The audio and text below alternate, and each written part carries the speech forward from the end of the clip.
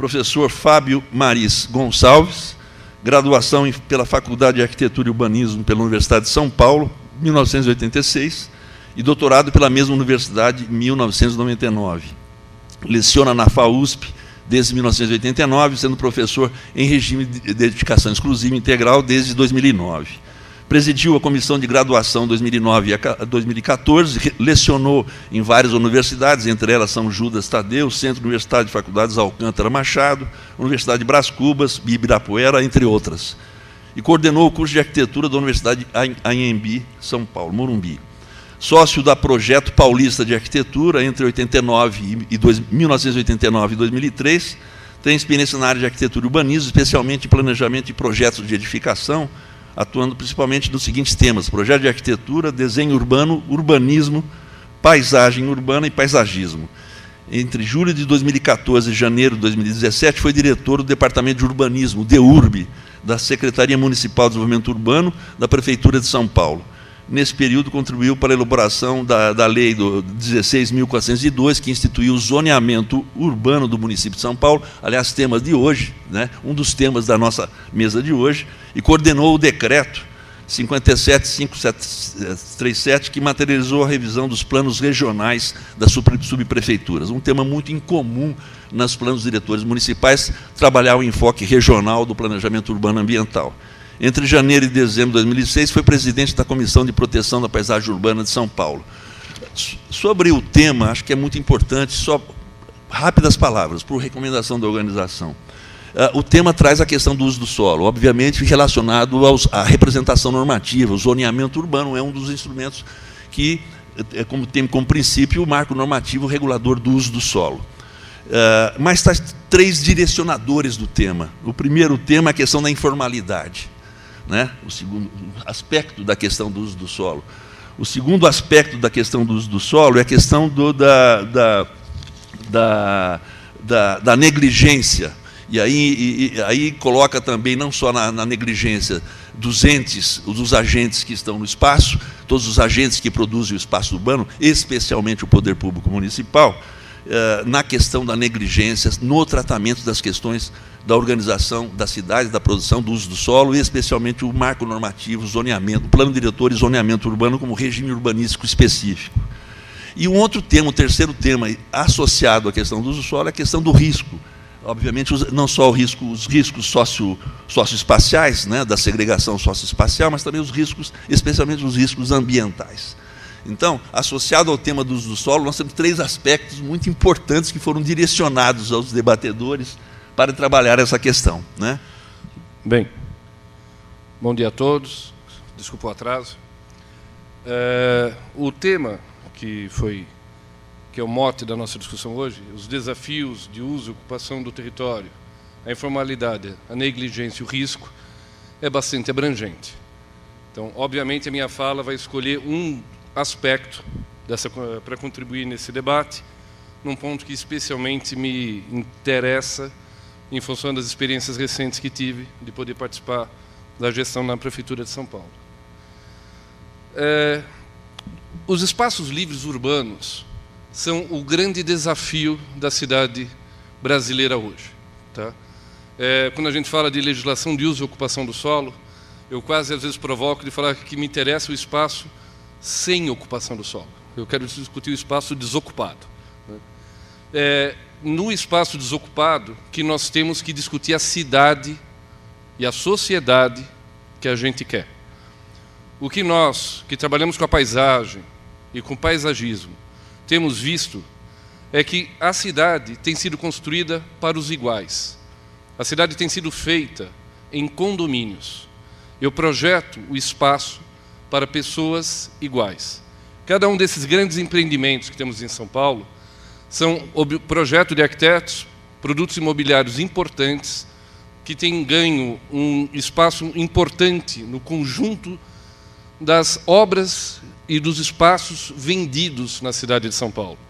E são espaços de diferentes padrões, mas sempre estabelecendo como pré-condição que é o espaço para os iguais. Sejam condomínios de qualquer padrão, e a cidade é feita para diferentes padrões. Aqui você vê um trecho de um condomínio de alto padrão, os Singapuras são, de certa forma, um condomínio do padrão médio-baixo. A cidade é toda estratificada em guetos, onde só parte dos iguais podem conviver. São imensos condomínios clube. Outro dia, uma professora chamou a atenção, não tinha me dado conta, quando a gente fala condomínio clube, então para quem é do clube, né? O clube ganha um duplo sentido, não só do lazer, mas da seleção de quem tem acesso. E isso, hoje, na nossa sociedade tão desigual, tem contaminado, inclusive, os espaços públicos. Esse parque é um dos parques mais recentes de São Paulo, que é o Parque do Povo, e eu brinco que do Povo temos só o nome, que é o parque mais elitizado da cidade de São Paulo. Convido qualquer um aqui presente a ir a um sábado, um domingo, passear nele. Você não verá um preto, não verá um pobre, embora ele tenha uma estação de trem à porta, tem uma passarela que faz o acesso, ele é gerido pelo Shopping JK, e as estratégias de desenho e projeto, as regras de uso, são direcionadas para deixar claro a quem que esse parque está servindo. E a cidade tem sido feita de maneira a evitar áreas como essa, áreas de mistura de usos, áreas de mistura de atividades e de diferentes classes. De uma forma pouco inteligente, onde o adensamento não está associado à verticalização. É muito mais denso uma área horizontal do que as áreas verticalizadas. E a busca do local de moradia prescinde de endereço. Essa foto, para mim, é muito icônica, quando a gente vê um empreendimento como esse, tomando o lugar de uma fábrica que sai de uma área historicamente fabril, atualmente muito mais ligado à logística e suporte das atividades industriais, e sai a indústria e entra um condomínio como esse, que, obviamente, ele está num não lugar. Você sai desse condomínio para comprar um pão, eu até brinco, o pai da família ao sair vai falar, adeus, vou comprar um pão. Né? Você não sai a pé para nada, você não tem uma calçada, não tem rua, não tem diversidade, é o espaço dos iguais num lugar qualquer. Então, quando a gente fala em espaço público, é um desafio que as cidades brasileiras ainda têm que enfrentar. E ele é um desafio porque ele é o palco dos conflitos. É no espaço público que nós temos hoje ocorrendo um dos maiores genocídios, uma das maiores violências que se dá nas cidades do mundo. Hoje, no mundo, nós, segundo os dados que a WRI levantou, nós vamos ganhar mais 1 bilhão de carros nos próximos anos. É muito significativo. As sociedades emergentes, a China, a Índia, ainda parte da América Latina, está conquistando o carro. E tem gente que vê nisso um sinal de avanço social, de avanço econômico. Mas não é. Esse incremento no número de carros vai gerar automaticamente um incremento das mortes do trânsito, e parte importante das mortes no trânsito está acontecendo nas cidades. Antes era um fenômeno de estradas, era um fenômeno de acidentes rodoviários. E hoje a gente vê acidentes rodoviários acontecendo na esquina da nossa casa. Estamos falando de uma quantidade importante de mortes que estão acontecendo justamente nessas sociedades que têm cidades pouco infraestruturadas e uma profunda desigualdade na distribuição da renda e, portanto, na apropriação do espaço público. Então, São Paulo, que é a nossa cidade, a cidade que eu vivo, estudo, trabalho há muitos anos, 1/4 dos mortos no trânsito são atropelamentos. E são atropelamentos que ocorrem todos os dias. São atropelamentos de anônimos. Quando você atropela um titã ou atropela uma repórter, vira nome de passarela, vira nome de praça, vira caso de notícia. Mas todos os dias, pessoas anônimas são atropeladas, indo para a escola, indo para o trabalho, simplesmente nas suas funções cotidianas. Quando a gente fala que a sociedade brasileira está recuperando o espaço público, está usando o espaço público, é um mito. A sociedade brasileira sempre usou o espaço público, ela sempre esteve lá. A diferença é que a classe média agora está usando mais o transporte público em São Paulo, está usando mais esses espaços. mas a nossa população sempre esteve caminhando na beira das nossas ruas, das nossas estradas sem calçada e usando os nossos ônibus com problemas de assédio, violência e superpopulação. Então, esses atropelamentos é um dado importante. Nós estamos falando em 14 por dia em São Paulo. Estamos falando que 42% dos mortos, né, estão ligados a esse conflito. E estamos falando em um morto por dia na cidade. Esse mapa, que eu conheci só quando cheguei na prefeitura, eu não conhecia ele é construído a partir do georreferenciamento de cada acidente com vítima. Qualquer acidente que tenha feridos, seja uma batida de carros, conflito com moto, qualquer tipo de acidente que gere ferido, portanto vai gerar BO, né, o boletim de ocorrência, ele tem que dar o endereço onde isso aconteceu, a rua e o número em que isso aconteceu. Então, eles foram simplesmente colocando pontinhos no mapa de cada um desses acidentes, no período aqui de 2010 a 2015, cobrindo, portanto, 6 anos. E gera esse mapa. Nesse mapa não tem uma rua desenhada. São só os pontos dos acidentes que tivemos em São Paulo em 6 anos. Estamos falando em 180 mil pessoas feridas e temos 7 mil mortos nesse mapa.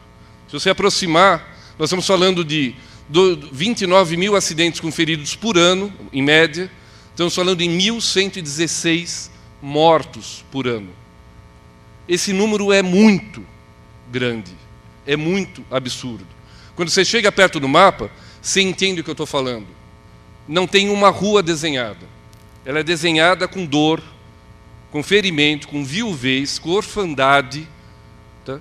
E pegando só o centro da cidade.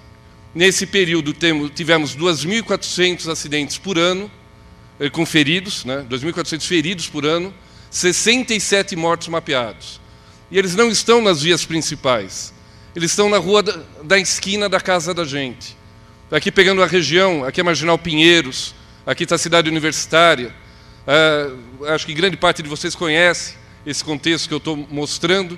Repara como certas vias principais são o acúmulo de 1 milhão de acidentes e mortos colocados. Só nessa região, 45 mortos por ano.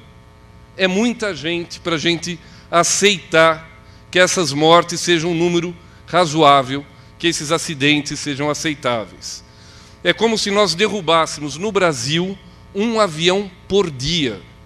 Nós tivemos alguns anos atrás o Fokker, que saía de Congonhas e sofreu um acidente logo depois que saiu da pista. Caiu num bairro lindeiro ao aeroporto. E os corpos que foram retirados foram enfileirados na via, e eram 99 mortos colocados na calçada de uma rua da cidade. Essa cena de 99 mortos enfileirados chocou o país. Foi o maior acidente aeroviário até então. Depois nós tivemos piores ocorrendo. Mas a imagem deles ocorrendo dentro da cidade, enfileirados na rua, chocava todo mundo. Só que nós matamos todos os dias 166 pessoas. E isso já não choca ninguém. Parece aceitável, parece banal. Tá? Então, quando a gente está falando desses mortos, eu estou apontando que são mortos de uma guerra pela disputa do espaço da rua. O espaço da rua está em disputa. Nós estamos fazendo um jogo, estamos fazendo uma guerra para ver quem tem o direito de usar esse lugar. Toda a mobilidade da cidade ocorre nas ruas, só que em condição desigual, numa condição tão injusta quanto a nossa sociedade. Então, quando esse senhor carrega o seu neto fora da calçada, é que ele está avaliando nesse momento que o risco na calçada é maior do que caminhar no leito carroçável.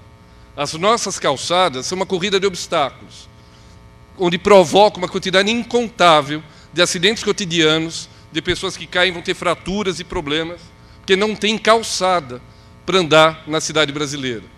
E a rua é local de comer, é local de circular e fazer comércio. Então você tem uma sobreposição e um convívio dos automóveis, pedestres, comerciantes, no leito carroçável, numa rua do centro da cidade ou na periferia da cidade. Todas as nossas ruas são espaço de pedestres. E tem que ser assim. Então, quando a gente imagina esse convívio de automóveis e pedestres compartilhando o espaço da rua, a gente vai ter que entender que essa disputa mata 116 pessoas por dia no Brasil. Nós vamos ter que encontrar o espaço do cadeirante, do ciclista. Higienópolis é um bairro privilegiado em São Paulo. Não é à toa que é o bairro escolhido pela comunidade judaica de São Paulo para morar, que tem a maior concentração de sinagogas, e manda a tradição judaica que você não possa ir à sinagoga de carro. Então, todos os eventos religiosos impõem que a comunidade judaica vá a pé até a sinagoga. E nesse deslocamento, mesmo em Higienópolis, é comum você ver as senhoras de Higienópolis caminhando no leito carroçável. Vai para a periferia, o problema é igual. Em todos os lugares, a gente tem uma dificuldade enorme de circular nas nossas cidades. Isso é Salvador. Essa rua não tem calçada, e está no centro de Salvador.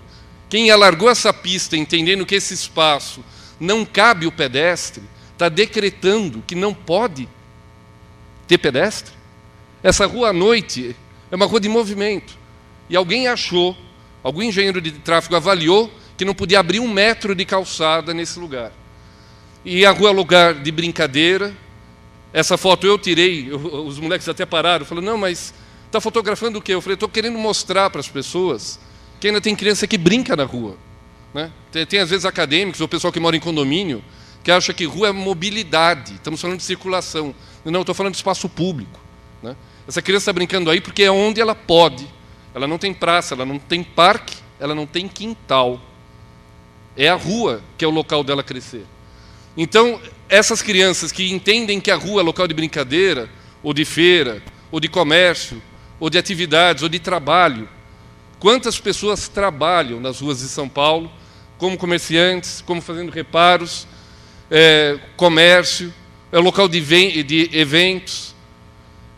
É desta maneira que a gente tem que olhar a rua. A gente tem que despir essa visão que há anos vem dizendo que rua é uma questão de fluxo de carros e mobilidade de automóveis, e reconhecer, esse é um evento na Nossa Senhora de Guadalupe, da comunidade peruana em São Paulo, fazendo uma manifestação religiosa, tradicional da comunidade, celebrando a santa deles, nas ruas do centro de São Paulo.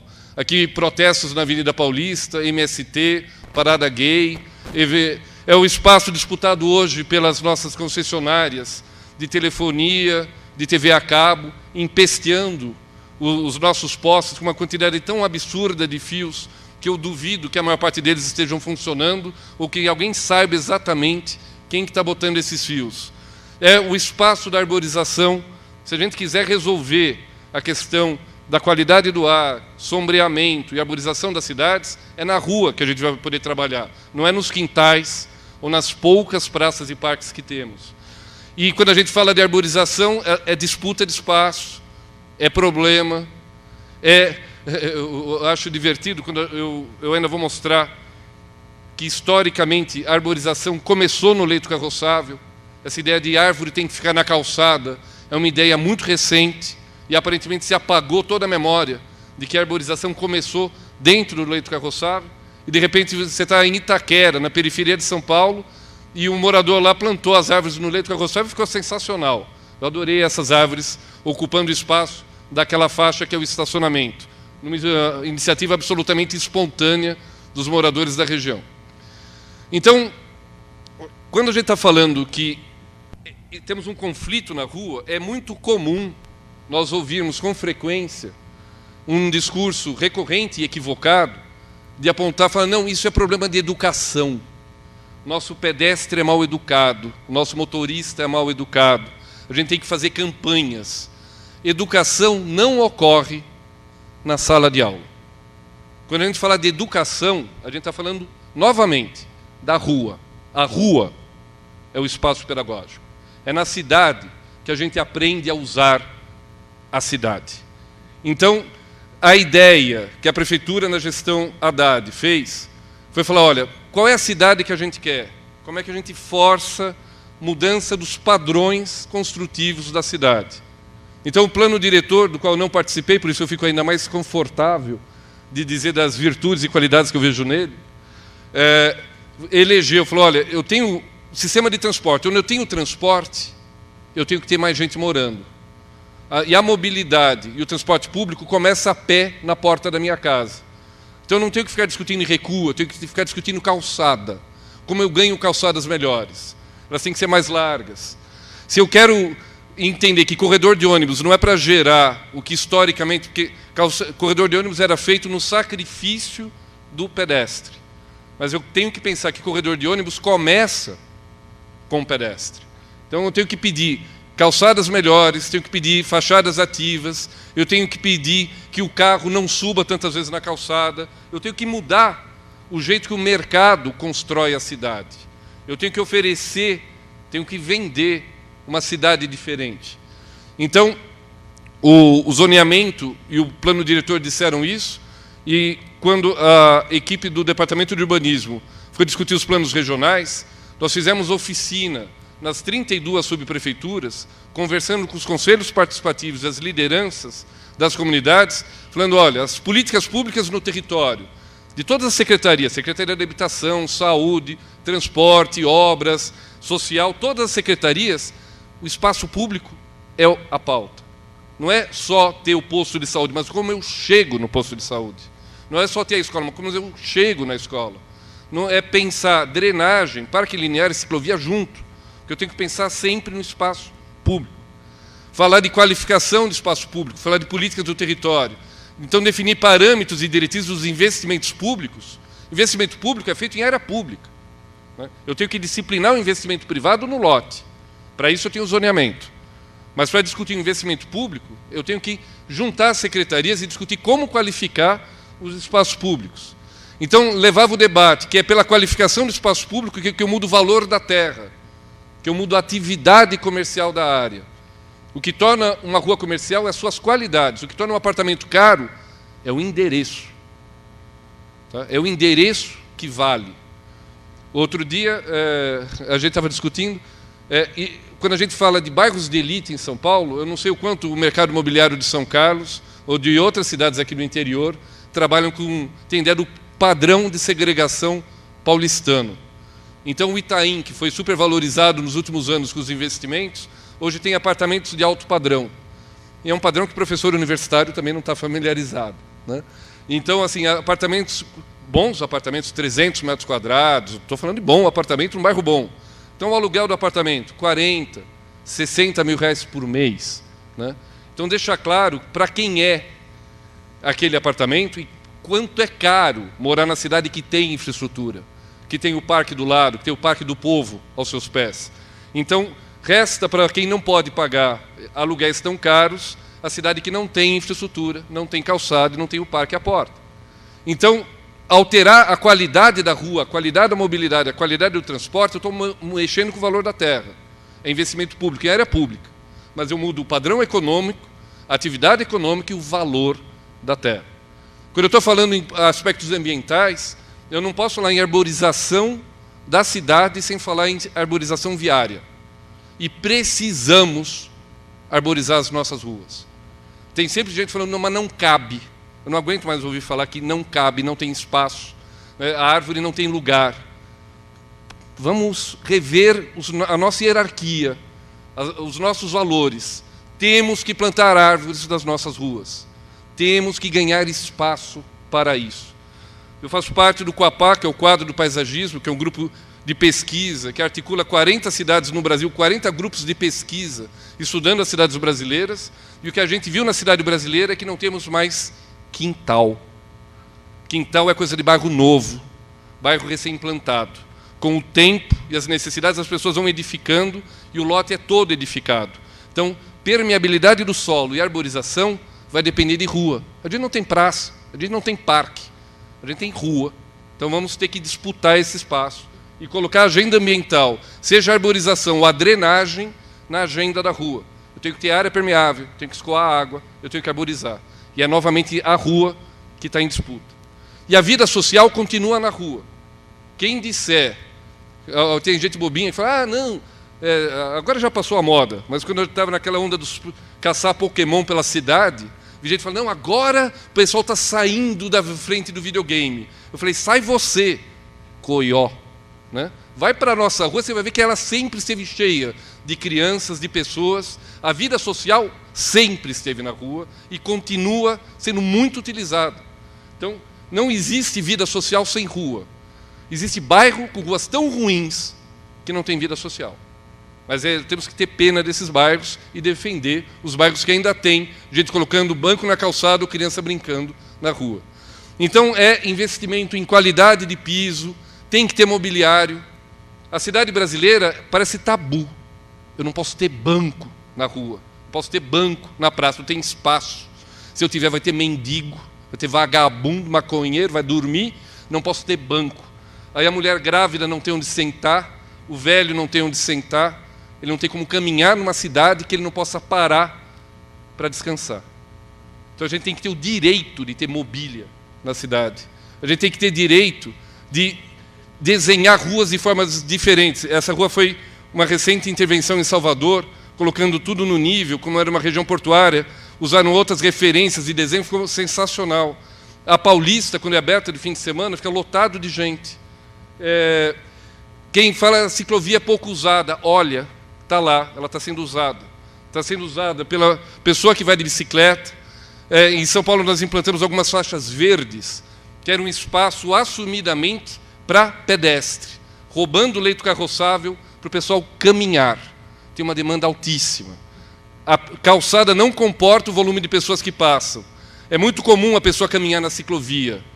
E aí o pessoal fala, está vendo? Não tem bicicleta. Então, que bom, tem pedestre. Né? A ciclovia é um espaço que a gente tira do carro para falar, ó, é um espaço para caminhar mais devagar, é para andar de bicicleta, e não é proibido nem andar a pé, né, do lado, e tem que ser ganho, porque a gente tem que diminuir os leitos carroçáveis. A distância entre uma calçada e outra, a largura da travessia é diretamente proporcional ao risco. Quanto maior a travessia, maior o risco de quem está atravessando sofrer um acidente, ser atropelado.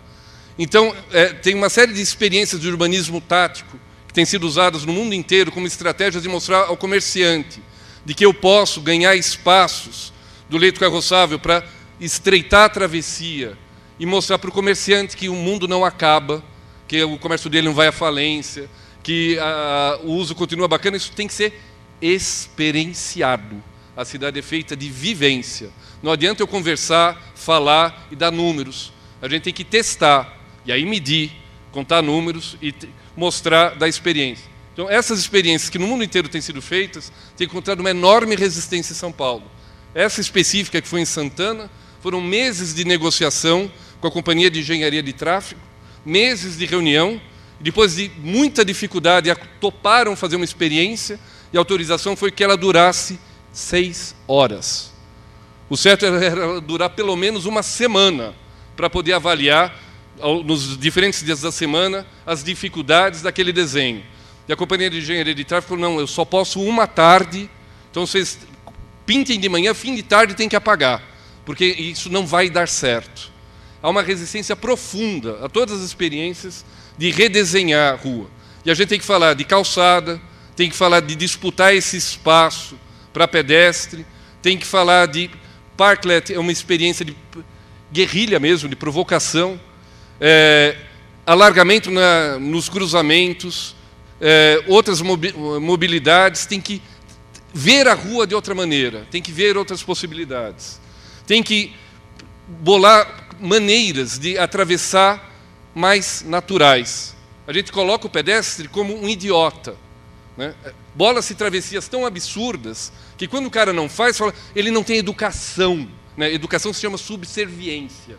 Ele tem que aprender que ele é tão desimportante que ele tem que dar uma volta de dezenas de metros para que o carro possa fazer a conversão que lhe interessa. Como se o pedestre fosse um idiota. Aí quando ele corta o caminho, ele não tem educação, ele foi atropelado por culpa dele, né? E não porque você desenhou uma travessia tão desrespeitosa à inteligência que ele não concordou com você. Então, nós colocamos 32 parklets lá na cidade. Eu lembro a primeira aluna que viu um parklet me procurar, falando, eu quero denunciar, professor, eu vi um absurdo. Né? Avisa a prefeitura que fizeram um absurdo. Né?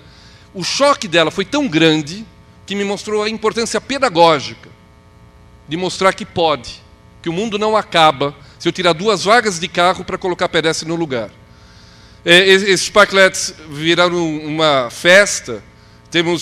Foram 32 implantados pela prefeitura, mas temos só na área chique de São Paulo, promovida então pela iniciativa privada e por ela bancada, mais de 60 parklets na frente de bares, restaurantes, nas ruas mais da cidade, né? Mas tivemos que pagar para colocar nos bairros alt, né? Então foram colocados na freguesia do Ó, foi colocado em Itaquera, lá não tinha quem bancasse, a prefeitura pôs para mostrar a possibilidade.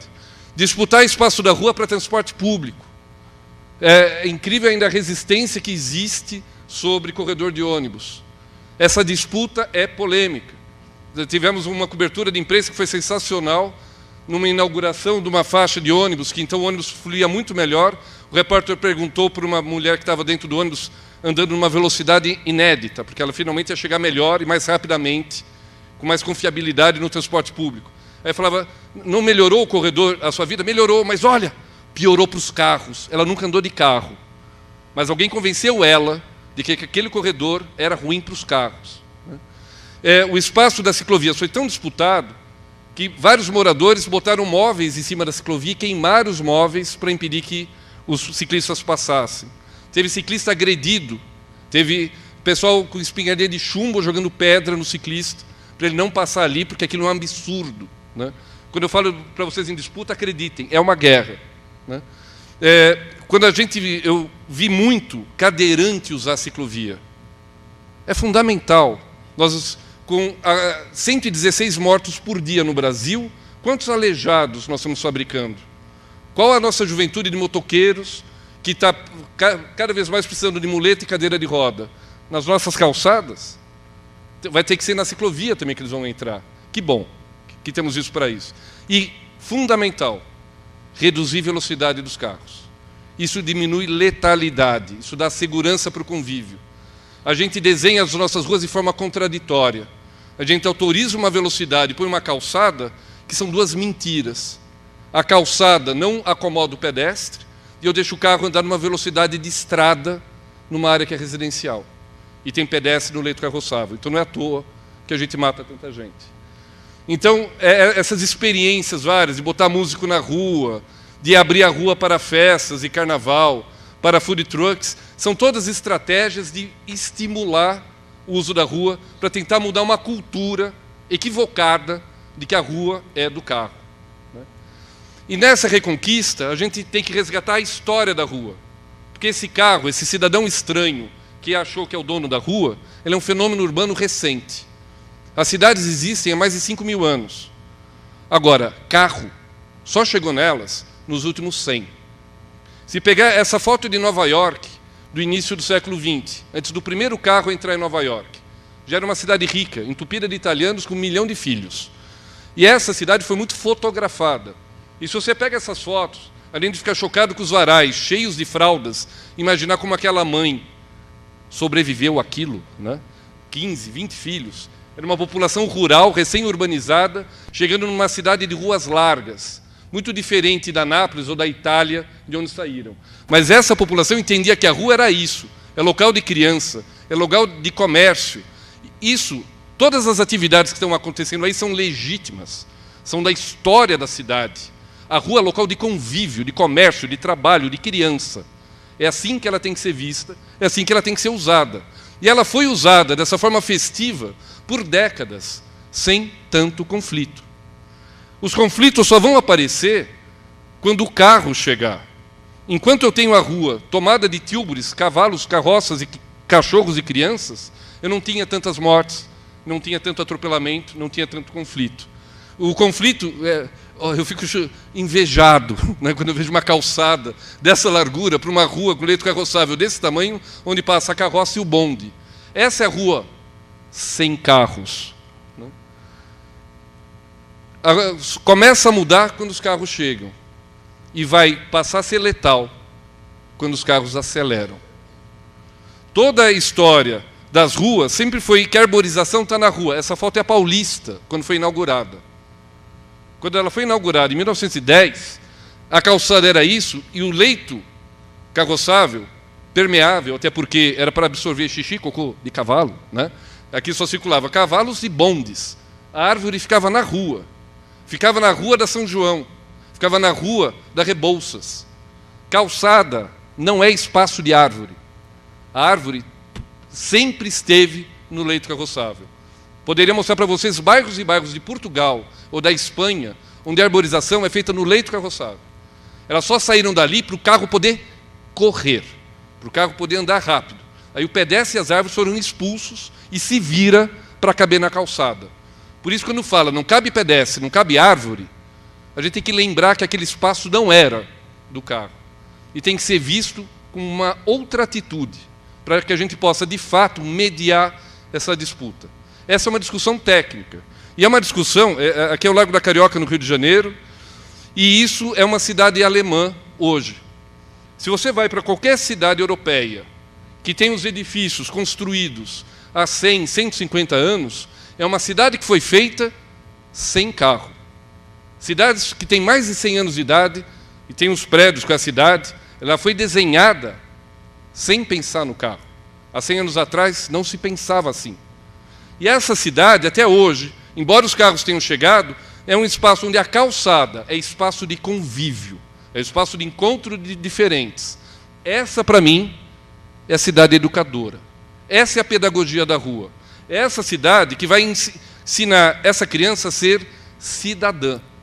Ela sabe atravessar a rua, o carro sabe respeitá-la, ela vai conviver com o diferente, com as diferentes classes sociais. É essa possibilidade da rua ser um espaço de convivência que a gente tem que mirar. E é nesse conflito que a nossa sociedade está hoje. As cidades brasileiras são as cidades desiguais, com distribuição perversa de renda. Então, essa rua é o espaço de conflito e tem que ser aceito esse conflito, tem que ser mediado. Nesse conflito, na Alemanha é muito comum falar que a rua é espaço para brincar. Olha que rua estreita, e está falando, é espaço para brincar. E está dizendo que nesse bairro, carros andam a 30 km por hora, o bairro inteiro. Isso é entender que criança e velho pode usar o bairro, pode usar a rua. Então, nesse conjunto de usos que a rua acomoda, a gente tem que reconhecer que os conflitos de 68, seja em Paris, ou seja, depois da ditadura no Brasil, foram feitos na rua. É na rua que você protesta, é na rua que você questiona o governo. Isso também é recente. Quando recentemente o governo do Estado de São Paulo resolveu mudar a política das escolas, os estudantes ocuparam as escolas, mas iam às ruas parar o trânsito para chamar atenção para a sua reivindicação. Não era na escola que eles pararam a sociedade. Eles tinham que parar alguns cruzamentos ou sair com fanfarra pela rua, fazendo barulho, para dizer, olha, eu não concordo com o que está acontecendo. É na rua que você derruba o governo ou defende o governo. É na rua que você faz a parada gay ou a marcha para Jesus. Então, quando a gente defende a rua, já está defendendo espaço de vida política, de vida pública, de conflito. Isso é parte da sociedade. Então, é nosso papel como urbanistas mostrar essa possibilidade e pautar esse debate. E é nessa disputa que a gente tem que intervir. É no espaço público que a gente vai construir a cidade mais democrática, mais ambientalmente equilibrada, mais verde, com melhor drenagem, com melhor mobilidade e com convívio do diferente. Então, era basicamente esse recado que eu trazia e da importância da rua como sendo o grande espaço da disputa e qual é o nosso papel como pesquisadores, como urbanistas, como pessoas que estudam as cidades, como a gente deve se posicionar nessa agenda e não na agenda que historicamente a gente herda, que leva aos 116 mortos que hoje vão morrer no Brasil por causa das nossas ruas. Ok?